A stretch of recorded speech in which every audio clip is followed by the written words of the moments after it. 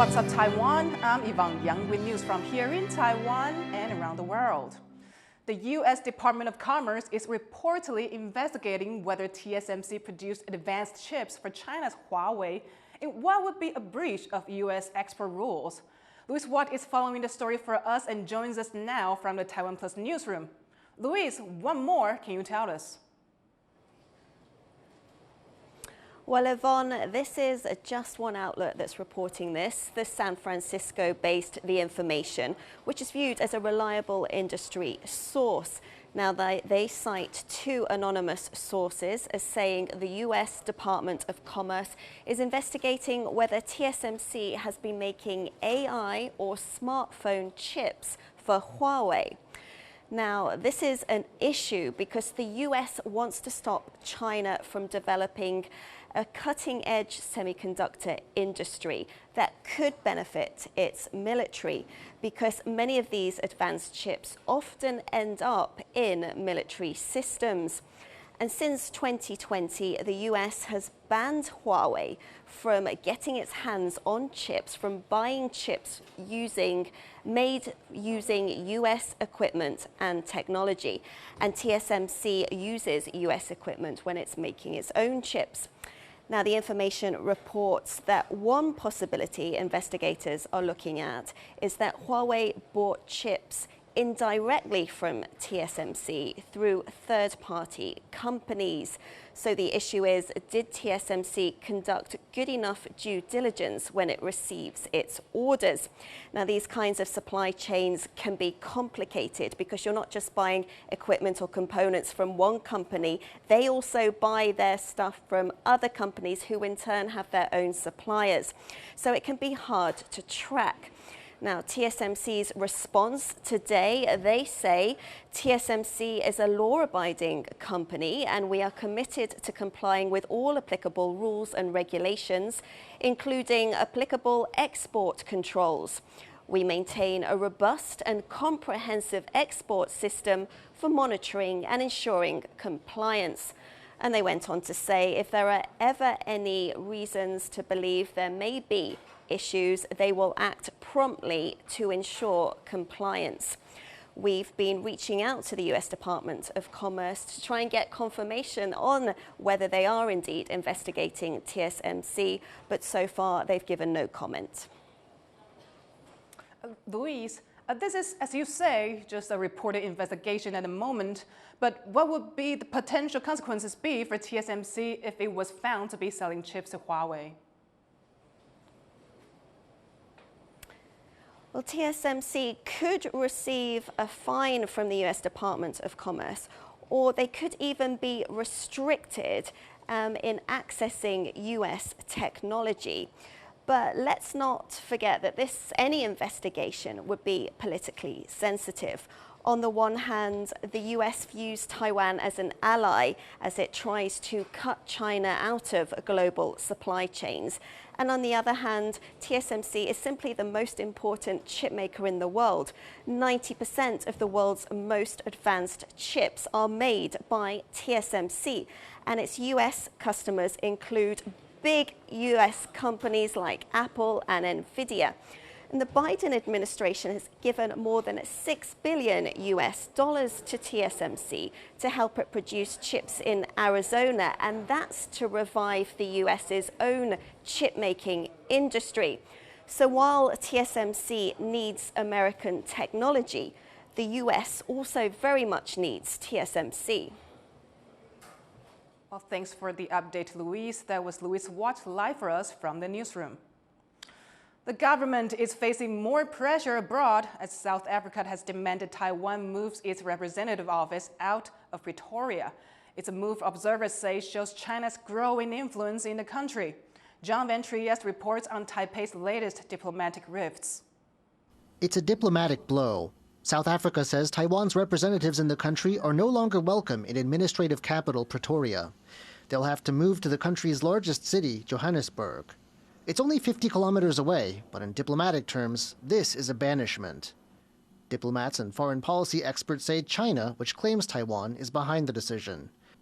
Though most countries have cut formal ties with Taiwan, China is still irritated by the network of representative offices Taiwan uses to keep up informal ties with countries like South Africa. 这是南非要求我们撤款，1000%的是中国大陆在幕后怂恿的。这南非为什么那么的斩钉截铁，态度那么的强硬？当然也跟这个中国给他承诺一些协助啊，一些这个援助也不无关系。北京还是非常善用了他手中对台湾施压的工具箱，包括像军事或者像政治外交，以及像是经贸这个领域里面，它可以对台施用的工具。 And China is especially strong in Africa, where only the Kingdom of Eswatini maintains formal diplomatic ties with Taiwan. In 2017, another African country, Nigeria, also expelled the local Taiwan office from its capital. Taiwan may retaliate for this latest slight. 目前外交部仍持续进行最大努力，但如果南非政府最终仍然执意屈从中国、改变现状、伤害台菲两国情谊，外交部也将基于对等原则，研拟所有可能的对应方案。Possible measures include making South Africa's office in Taiwan leave Taipei, stricter visa inspections for South Africans, cutting education exchanges temporarily, or scaling back the number of South Africans allowed to teach English in Taiwan, now around 5,000. But South Africa isn't the only place where Taiwan's diplomacy faces pressure. China has also warned India to be careful about its approach to Taiwan, after Taiwan opened an office in Mumbai, its third in India. With China constantly at work to undermine them, Taiwan's diplomats continue to face an extra layer of challenges when representing the country. Fu Huahong and John Van Trieste for TaiwanPlus. Former President Tsai Ing-wen has arrived in Brussels as part of her first international trip since leaving office. Speaking at an event with EU leaders, Tsai said she will continue to advocate for freedom and democracy internationally. Tsai arrived in the home of the EU government after first visiting Prague and Paris. She's also expected to visit the United States in the coming weeks. President Lai Ching-te has praised Taiwan's armed forces for their response to Chinese military drills this week. Lai visited Air Force, Navy, and Coast Guard bases to offer his thanks. Rick Glauer reports. It's been a busy week for Taiwan's military, facing up to large-scale Chinese military drills in areas surrounding the country. Taiwan's President Lai Ching-te is visiting this Navy base for mobile anti-ship missile launchers in northern Taiwan to thank troops for their response. More than 150 Chinese military planes took part in Monday's war games, and 25 Navy and Coast Guard boats came close to Taiwan's contiguous zone. Beijing said they were a warning against those seeking independence for a country it says is part of its sovereign territory. Lai put his military on high alert. They held positions at sea and in the air, and mobile missile system teams like this were deployed. Visiting divisions called to action this week, Lai also thanked the country's Air Combat Command Center, responsible for scrambling jets to ward off Chinese incursions. 这一次中国的演习我们大家都全神戒备，全力以赴表现都非常的杰出非常感谢你们，也敬请大家持续努力发挥我们保家卫国的责任。 Throughout the week, Lai has had one message for his country, that his government will stand up against provocative actions from China and defend a free and democratic Taiwan. Today, he's showing his support for those that are on the front line of that battle. Ryan Wu and Rick Lauert in Taoyuan for TaiwanPlus. Hamas's top leader, Yahya Sinwar, has been killed by the Israeli military inside the Gaza Strip. Sinwar topped Israel's most wanted list for over a year, pinned as the architect of the October 7th attack. As Rosie Grenander reports, his death is renewing calls for an end to the war. Celebrations in the streets of Sderot, a southern Israeli town bordering Gaza, after their government confirmed the death of Hamas leader Yahya Sinwar. The Israeli military released drone footage of Sinwar's body found in a house in southern Gaza after a ground operation targeting other Hamas militants. אנחנו סוגרים חשבון עם סינואר שאחראי ליום המאוד מאוד קשה הזה שהיה לנו לפני שנה. Sinwar had topped Israel's most wanted list, seen as the mastermind of the October 7th attacks that triggered the Israel-Hamas war that has raged on for over a year, claiming the lives of more than 41,000 people in Gaza. His death is a crippling blow to Hamas, with its leadership ranks and fighting forces greatly reduced. Israeli Prime Minister Benjamin Netanyahu appealed to the people in Gaza, saying this could be the end of the war if Hamas surrenders and all the hostages they took last October are returned. This war can end tomorrow. It can end if Hamas lays down its arms and returns our hostages.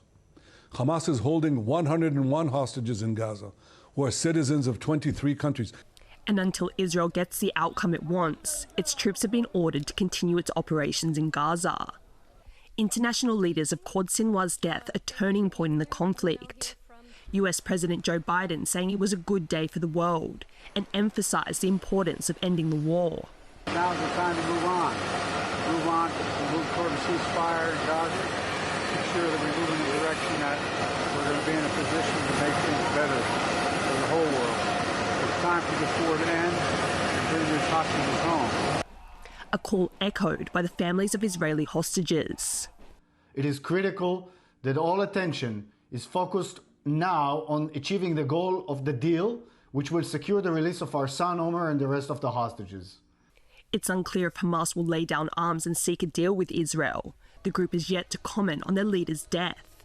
But security analysts believe with Sinwar, a staunch opposer to releasing the hostages, removed from the negotiation table, a deal could now be possible.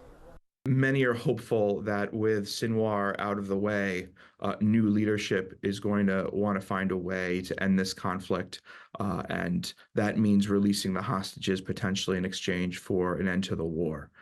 So it will depend on who rises in place of Sinwar. And then, of course, on the Israeli side, this isn't a sure bet either. Many world leaders have called for a two-state solution with a reformed Palestinian Authority to create lasting peace in the Middle East, an idea Israel does not support.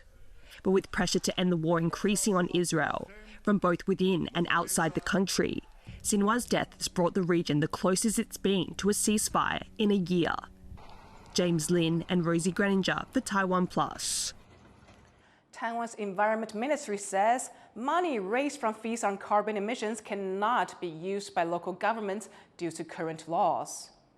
政府有个财政据例法里面说得很清楚，各级政府要订定法律，不可以增订固定经费的额度或比率的保障。其实说真的，目前是按照这个规定，我不能去这样定的。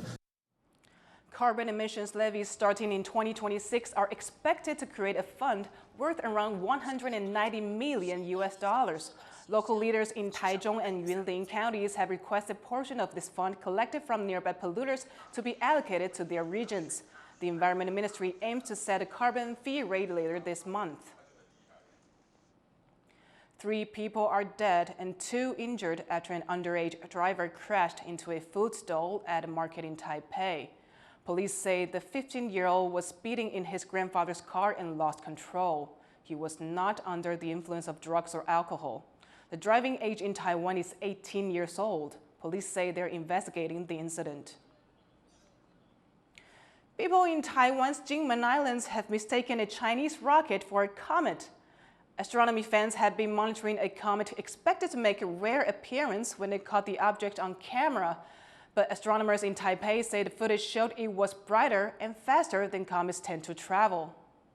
彗星其实本身并不亮，它在西层的那个速度是非常缓慢的，很像彗星的那个发光物，因为它的亮度实在很亮，然后再加上速度很快，所以一般来讲，它会比较像是我们人造的发射物。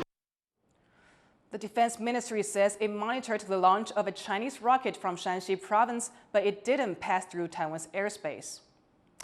Now, thank you for watching What's Up Taiwan. You can visit the TaiwanPlus website or follow our social media for more of our stories. Finally, we leave you with these images of iconic cars on display at the Paris Motor Show. I'm Yvonne. Take care, and I'll see you next time.